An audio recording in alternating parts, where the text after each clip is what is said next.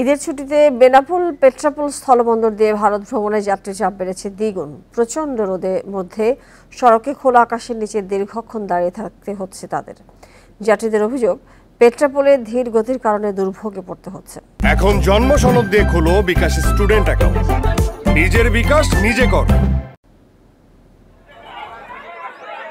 দেশের প্রধান স্থলবন্দর বেনাপোল। এই বন্দর দিয়ে চিকিৎসা, ব্যবসা, ভ্রমণ সহ বিভিন্ন কাজে প্রতিদিন 4 থেকে 5,500 যাত্রী যাতায়াত করেন ভারতে। ঈদুল আজহার আগের 4 দিনে আসা যাওয়া করেন 30,480 জন। যাত্রীরা জানান, চাপ বাড়ায় দীর্ঘ লাইনে দাঁড়াতে হচ্ছে। অনেকে হয়ে পড়ছেন অসুস্থ।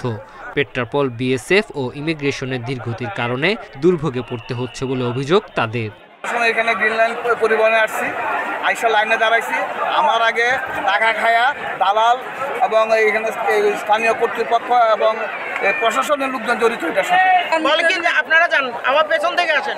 ঈদের ছুটির পর আরও 3 থেকে 4 দিন চাপ থাকবে। যাত্রীর সেবায় সব ধরনের সহযোগিতার আশ্বাস বেনাপোল স্থলবন্দর কর্তৃপক্ষের।